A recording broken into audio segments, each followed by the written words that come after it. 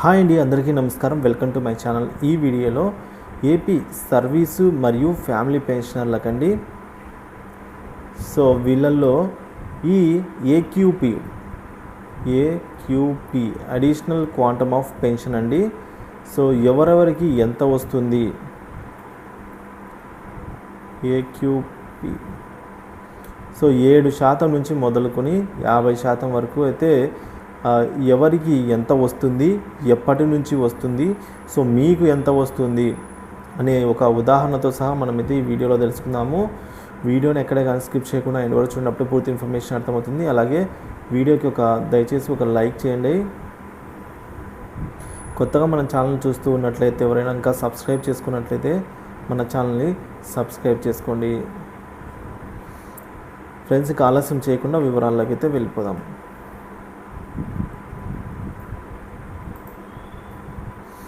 Friends, ఇక విషయానికి వచ్చినట్లయితే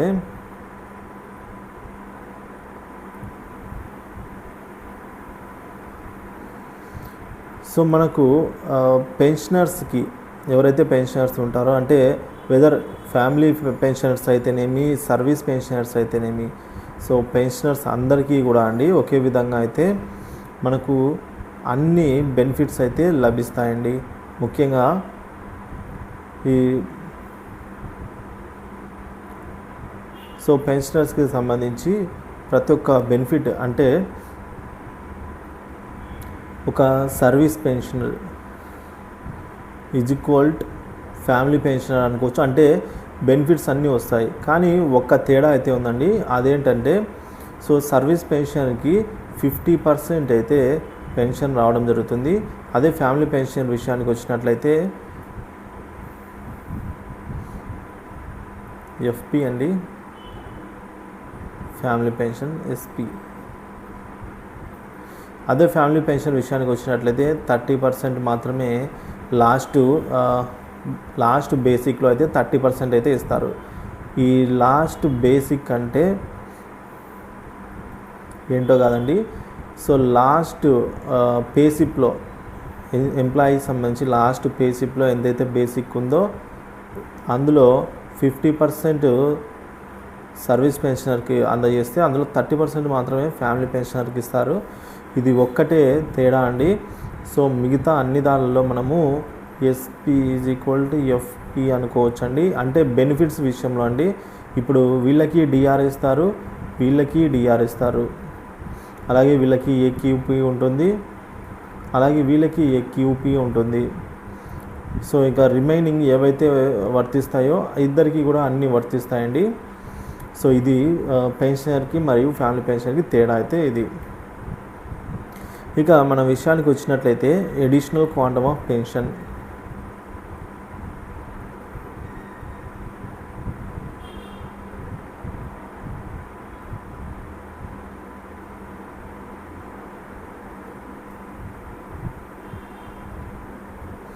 ఈ అడిషనల్ క్వాంటమ్ ఆఫ్ పెన్షను ఎవరెవరికి ఎప్పటి నుంచి వస్తుంది?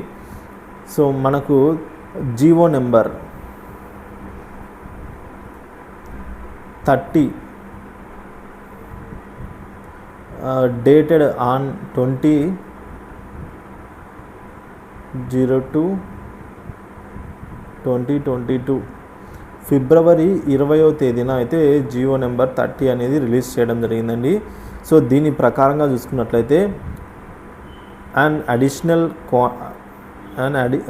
Adding the age of completion, అంటే ఈ జీవో ఏం చెప్తుందంటే ఇప్పుడు 70 సంవత్సరాలకి మనకు 7%, సో 7% అయితే ఏక్యూపీ రావడం జరుగుతుందండి.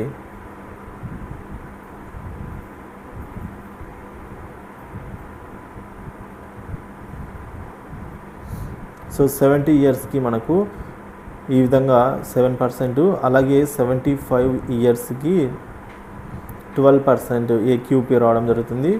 అలాగే ఇంకా 80 ఇయర్స్కి మనకు 20% ఏక్యూపీ, అలాగే 85 ఇయర్స్కి మనకి 25% ఇక 90 ఇయర్స్కి 30%, ఇక 95 ఇయర్స్కి 35%,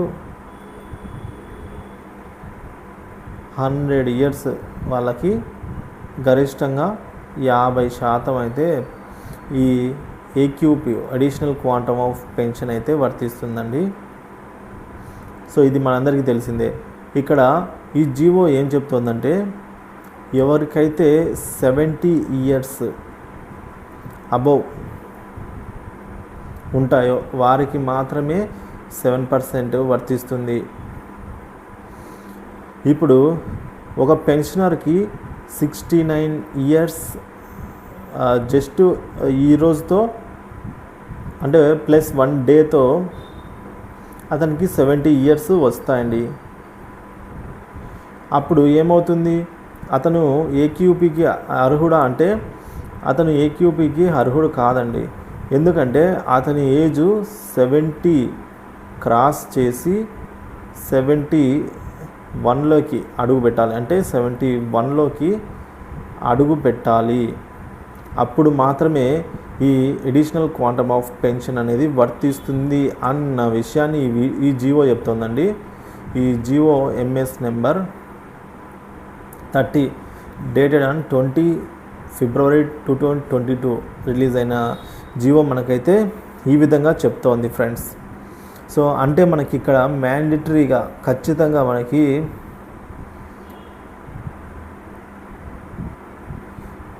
సో కాబట్టి ఈ అంతకుముందు 10వ పిఆర్సీకి సంబంధించి జీవోలో మనకు 70 ఇయర్స్ వచ్చేసరికి ఈ అప్పుడు 10% ఉండేదండి.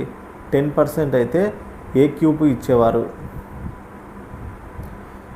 ఇప్పుడు దాన్ని జగన్ వచ్చిన తర్వాత అంటే వైసీపీ ప్రభుత్వం అధికారంలోకి వచ్చిన తర్వాత ఈ జీవోని అయితే విడుదల చేయడం జరిగిందండి.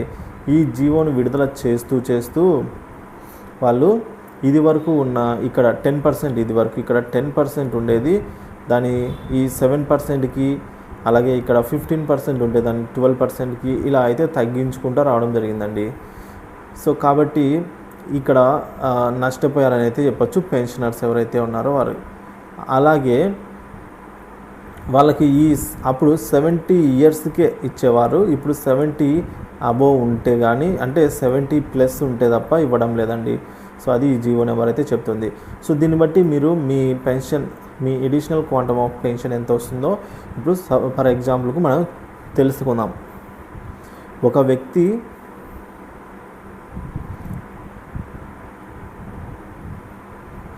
జనవరి 1954లో బర్త్ అంటే జనవరి 1 1994లో అయితే జన్మించాడు అనుకుందామండి. సో అతనికి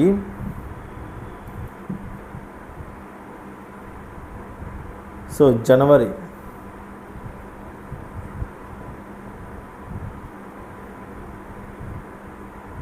2024కి 70 ఇయర్స్ వస్తాయండి. సో 70 ఇయర్స్ అయితే క్రాస్ అవుతాయన్నమాట. సో ఆ విధంగా మనకు చూసుకోవచ్చు. 70 ఇయర్స్ క్రాస్ అవుతాయి కాబట్టి ఇక్కడ ఇతనికి మాత్రం AQP additional quantum of pension కింద 7% బేసిక్ పెన్షన్లో అయితే ఇంక్రిమెంట్ ఉంటుందండి ఈ 7%. ఇది సేమ్ మనకు ఫ్యామిలీ పెన్షనర్స్ కూడా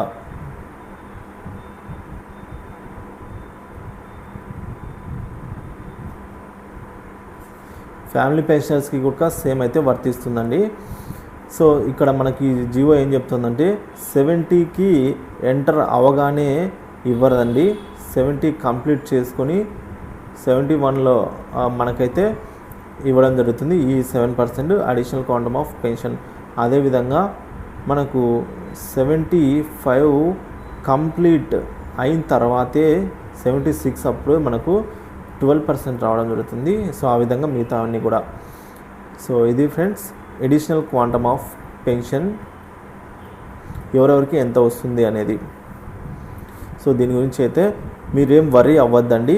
ఏక్యూపీ అనేది బై డిఫాల్ట్గానే మీకు మీ ఏజ్ను క్యాల్కులేట్ చేసుకుంటూ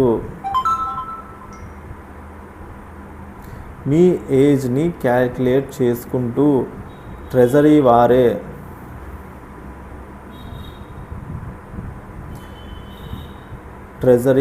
మీ ఏజ్ని క్యాల్కులేట్ చేసుకుంటూ మీకు ఏక్యూపీని అందిస్తారండి. ఎందుకంటే మీ డేట్ ఆఫ్ బర్త్ అనేది కంపల్సరీగా డిఓబి అనేది ప్రతి ఒక్క పెన్షనర్కి, ఇతను సర్వీస్ పెన్షనర్ అయితేనేమి లేదా ఫ్యామిలీ పెన్షనర్ అయితేనేమి, ప్రతి ఒక్కరికి డిఓబి ఉంటేనే పెన్షన్ వస్తుంది అనే విషయం మనకు తెలుసు.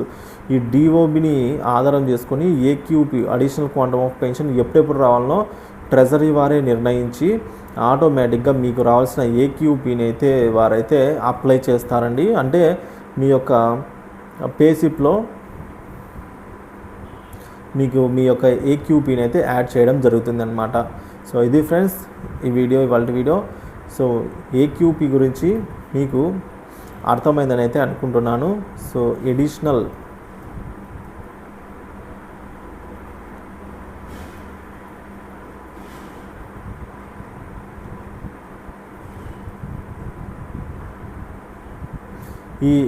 క్వాంటమ్ ఆఫ్ పెన్షన్ గురించి మీకు ఎటువంటి డౌట్ ఉన్నా సరే కామెంట్ చేయండి.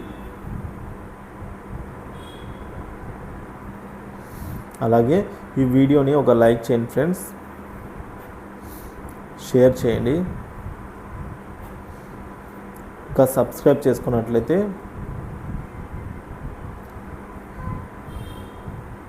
సబ్స్క్రైబ్ చేసుకోండి ఫ్రెండ్స్ మన ఛానల్ని. Thank you for watching this video.